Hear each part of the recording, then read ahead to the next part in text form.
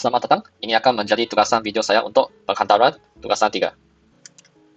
Orang dahulu semasa peperangan, kemiskinan dan kebodohan akan berdoa kepada Tuhan. Apabila keganasan, perang melanda rumah rakyat biasa.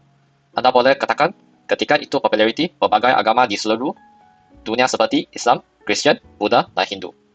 Kelaluannya berkurangan dan meningkat secara serentak. Bagaimanapun, kuasa agama yang ada pada rakyat dan sebaliknya sebenarnya bermula lebih jauh lagi dalam sejarah. Dalam video ini saya akan cuba memberikan penjelasan tentang kedatangan agama kepada manusia hingga ke hari ini, dengan penekanan kepada evolusi Islam dan agama lain semasa zaman moden dan di Malaysia. Kebanyakan agama yang kita mengetahui hari ini telah berkembang selama berabad-abad. Memandangkan fokus pembantangan ini adalah mengenai asal-usul Islam, Kristian, Hindu, dan Buddha. Saya tidak akan menjelaskan secara terperinci mengenai agama-agama prasejarah masa lampau. Bahagian besar agama pada zaman moden hanya bermula sekitar 800 hingga 20 BCE semasa zaman eksil. Pada masa ini, tokoh terkenal seperti Buddha dan Mahavira mempromosikan idea rohani baharu. Di Timur Tengah, Jeremiah yang mengembangkan pemikiran Yahudi awal bersama dengan tokoh terkemuka yang lain. Manakala di China, kita mempunyai Lao Tzu dan Confucius yang memperkenalkan idea falsafah dan etika yang menyumbang kepada berasas Taoism. Bagi Islam dikatakan tokoh yang paling menonjol ialah Muhammad pengasas Islam. Beliau terus menerima wahyu ini yang kemudiannya disusun ke dalam Al-Quran, kitab suci Islam. Selepas kematian Muhammad pada 632 CE, tempoh masa ini yang dikenali sebagai Khalifah Rasyidin, ditandai dengan perkembangan pesat agama Islam di luar Arab. Ini termasuk Syria, Iraq, dan Mesir sebenarnya sebelum 640 CE. Kemudian Spanyol, Perancis, dan Israel atau pada masa itu, semuanya dalam abad ke-7 CE. Islam tersebar lebih jauh lagi ke arah majoriti Timur Tengah, Afrika, Eropah, dan akhirnya Asia Tenggara. Malaysia diperkenalkan kepada Islam pada abad ke-12 melalui perdagangan Arab dan India. Islam perlahan-lahan dimasukkan ke dalam alam Melayu walaupun kepada sebahagian kecil penduduk. Ini tidak mungkin dicapai tanpa beberapa faktor utama yang memainkan peranan penting. Boleh dikatakan bermula dengan pengislaman Melaka daripada para Meswara. Selepas pengislaman Raja Tengah, beliau memberi mandat supaya mahkamah dan rakyatnya turut memeluk Islam, menandakan peralihan daripada tradisi Hindu-Buddha kepada tabir urus Islam. Ini membawa kepada kesan domino penyebaran Islam di Malaysia. Penyebaran Islam telah memberi kesan kepada identiti budaya, dasar tabir urus dan struktur sosial Malaysia. Berikutan masa itu datang dengan penjajahan dari Portugis, Belanda, dan kemudian English.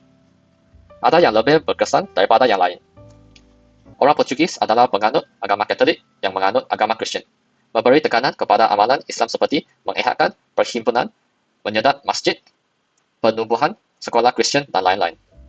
Selepas kedatangan Belanda dan English, lebih kurang perkara yang sama berlaku. Kehadiran Kristian awal boleh dikesan kepada orang Kristian Nestorian dan kepada pedagang di Melaka sebelum menaklukkan Portugis pada 1511.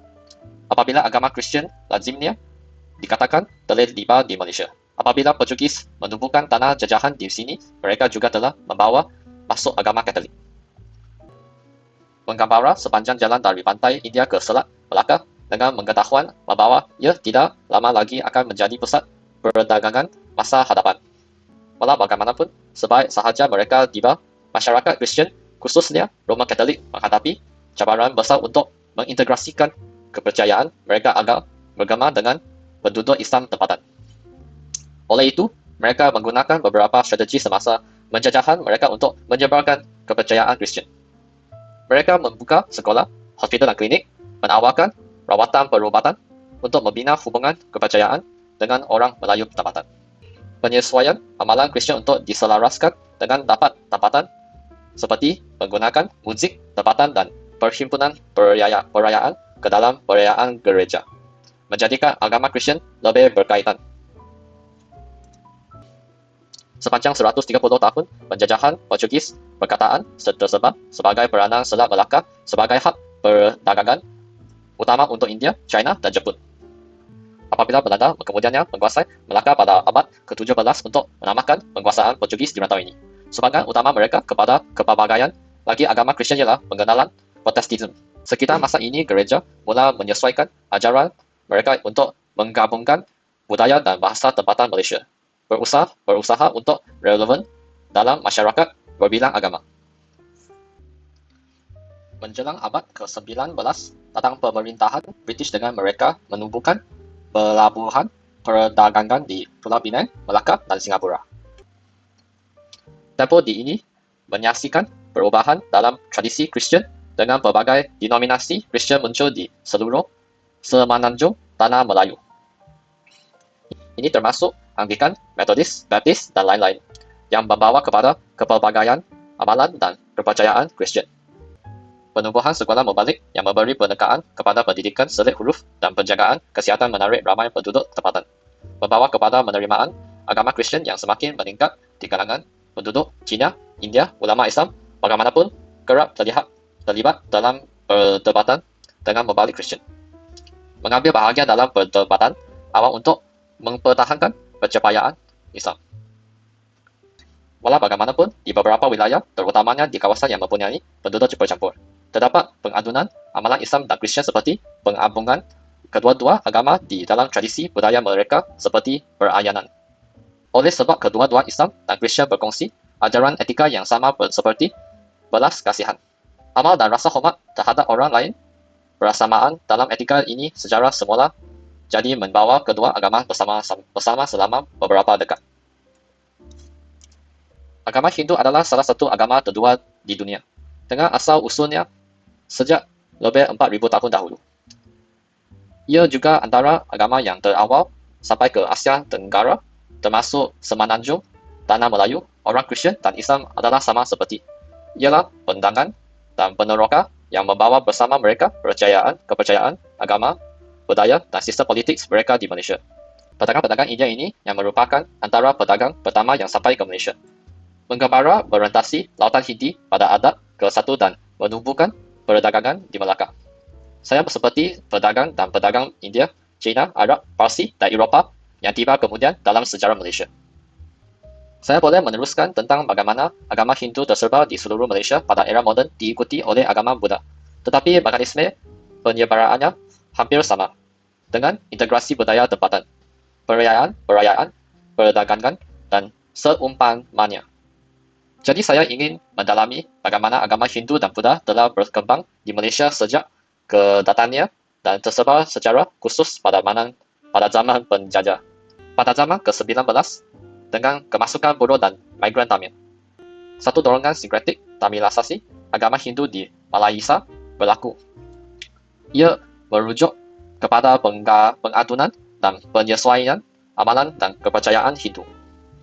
Ini termasuk makanan bersama semasa perayaan, hidangan tempatan bersama masakan tradisional Tamil.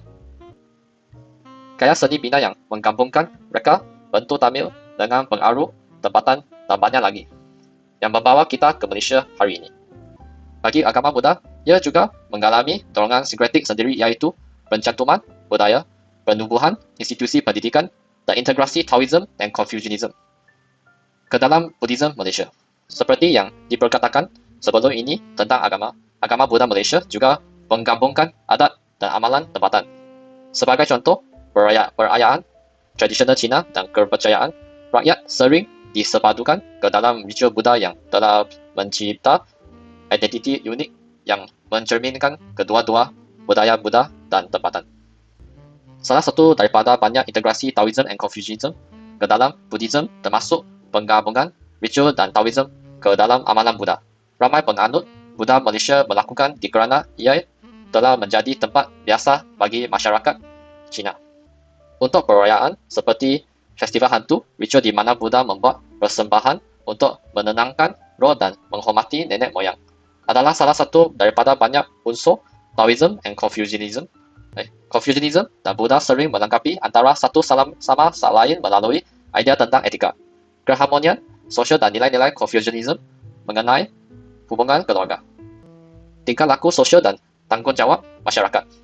Nilai-nilai yang dikongsi oleh mereka berdua ini telah menjemal dengan cara yang telah menghasilkan agama Buddha pada hari ini.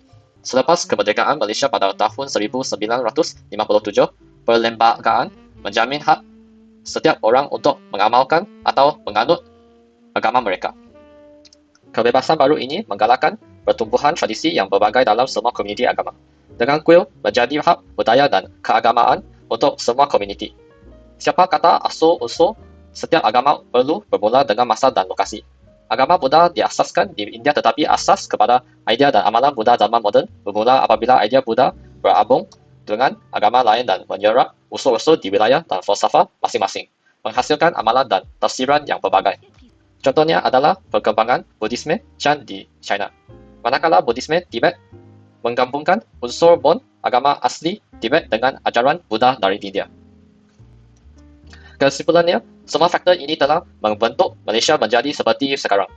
Tanpa sumbangan, pedagang, peneroka, dan peneroka yang membawa kepercayaan agama, budaya, bahasa, dan barangan mereka, Malaysia tidak akan menjadi seperti sekarang. Selat Melaka memainkan peranan penting dalam lanskap geografi untuk perdagangan di Asia Tenggara yang turut membawa bersama mereka kedatangan berbagai budaya, kepercayaan, dan amalan. Permaidani yang kaya dengan pengaruh ini terus mentakrifkan identiti Malaysia dan memupuk semangat perpaduan di tengah-tengah kepelbagaian. Itu sahaja daripada saya. Terima kasih kerana mendengar.